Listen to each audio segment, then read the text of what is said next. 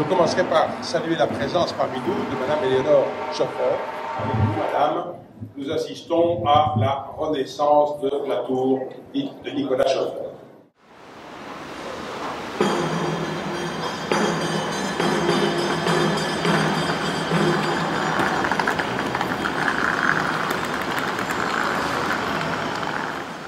Alors avec plaisir, je prends la parole. Évidemment, j'invoque le souvenir de Nicolas Schoffer, qui a été, comme il a été dit, un pionnier dans l'histoire de l'art, qui s'est inscrit d'une façon historique en créant pour la première fois une œuvre cybernétique en 1956, 6.1, et une sculpture monumentale installée cybernétique, pas seulement spatiodynamique, mais cybernétique, à Liège en 1961.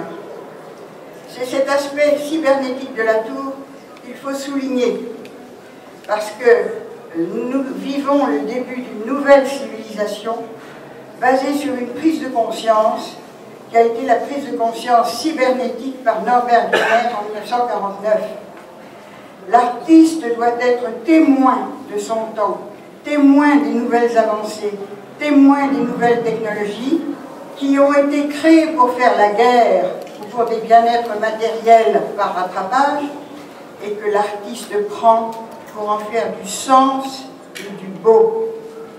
Nicolas Schoffer a donc écrit même à Norbert Wiener pour lui dire voilà ce que je vais faire, pour témoigner de ce passage aussi important que l'invention du feu, que l'invention du cuit, que l'invention de l'imprimerie. Et vous voyez bien que nous entrons dans une nouvelle civilisation, celle de l'ordinateur, celle de l'information, celle de la communication. Or, à l'époque où Nicolas Schoffer a lu ce livre, Cybernetic and Society, eh bien, personne ne voyait tous les changements que ça allait provoquer. Alors, c'était un pionnier. La sculpture qui est ici est une sculpture pionnière. Elle a été la première sculpture installée cybernétique.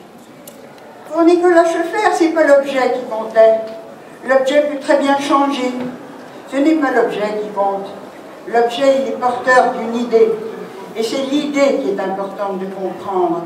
Et s'il voulait faire des œuvres monumentales, c'était parce que tout le monde pouvait les voir. Il voulait la socialisation de l'art et des idées.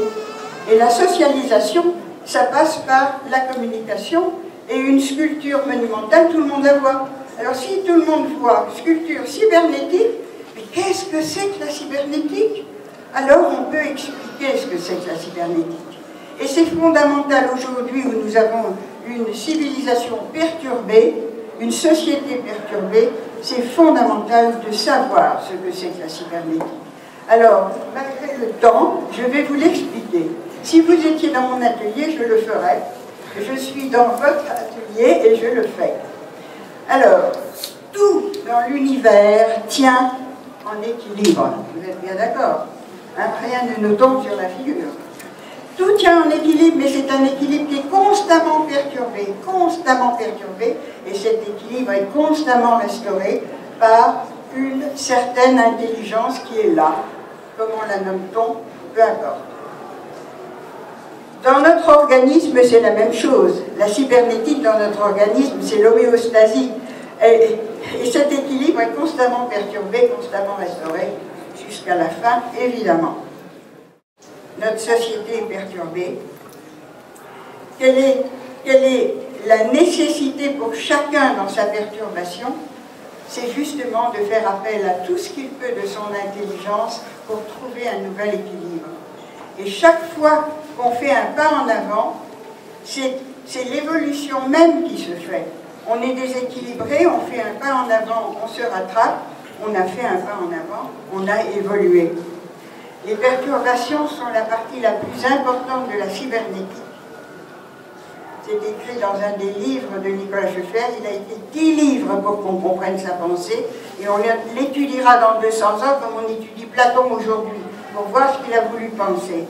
C'est vrai, c'était un pionnier et un penseur. Vous avez une chance formidable d'avoir cette sculpture.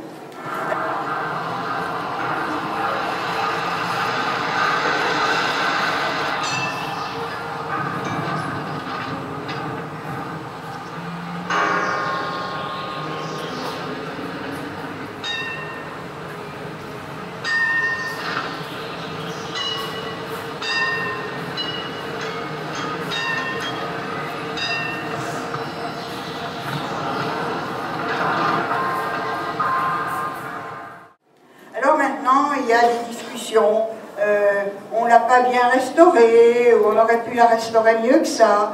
On a enlevé 60 projecteurs au lieu des 120 qu'il y avait, il n'y en a plus que 60. Est-ce qu'on a bien fait toutes les choses? Est-ce que c'est fidèle à la pensée de l'artiste? Oui, on peut se poser toutes ces questions, elles sont très importantes. Et il va y avoir 2 jours de réflexion sur la restauration des œuvres d'art de Nicolas Schoeffer au Net Art, puisque ça pose de nouveaux problèmes de restauration. C'est grâce à Madame Manon Dénins que nous allons avoir ces journées à Paris, dans une grande salle du Louvre. Donc nous allons pouvoir réfléchir à tout ça. Moi, ce que je peux vous dire, c'est qu'il ne doit absolument pas y avoir de vert dans les lumières de cette tour, parce que pour Schoeffer, le vert, ce n'était pas la couleur de l'art, c'était la couleur de la nature. Donc, pas de vert. Ça, je le demande instamment. Il ne faut pas qu'il y ait de vert. Alors, qu'il y ait un peu moins de projecteurs, un peu moins de moteurs, je ne sais pas. Tout ça, ça fait partie de la forme de la sculpture, de l'objet sculpture. Ce qu'il ne faut pas dénaturer, c'est son esprit, c'est l'idée qui est dedans. Et cette idée, c'est la cybernétique. C'est-à-dire la communication avec la ville, avec les gens, que le programme ne soit pas déterminé par un rythme, ne soit pas déterminé d'une façon redondante, parce qu'il voulait montrer les matériaux immatériels de la vie, qui sont l'espace, la lumière et le temps. Espace-temps, sans espace-temps, il n'y a pas de phénomène, et lumière, sans lumière, pas de photosynthèse et pas de phénomène.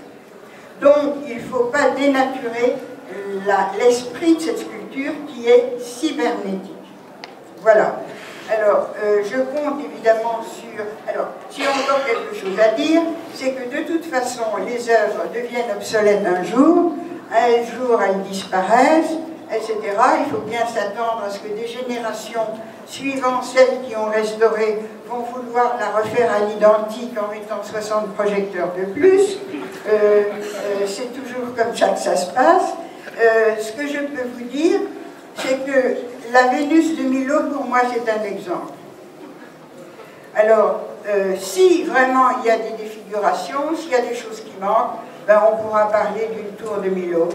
Et finalement, ce n'est tout ce qu'elle aura perdu quelque part, elle l'aura peut-être gagné ailleurs, vous comprenez.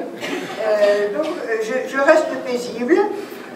Je souhaite simplement qu'elle soit aussi belle que possible, aussi vivante que possible, et que vous l'aimiez, et que vous la défendiez, et que vous expliquiez pourquoi et ce qu'elle est. Voilà. Maintenant, bonne inauguration.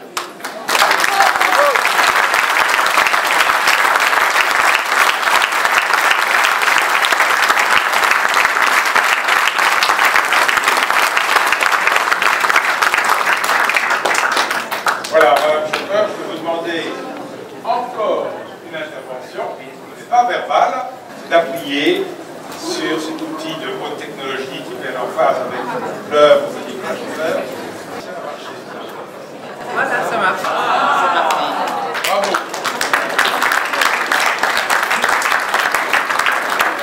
J'ai oublié de remercier tout le monde, à la fois tous les décideurs, et à la fois tous les exécutants, et à la fois tout le public. Je vous remercie beaucoup.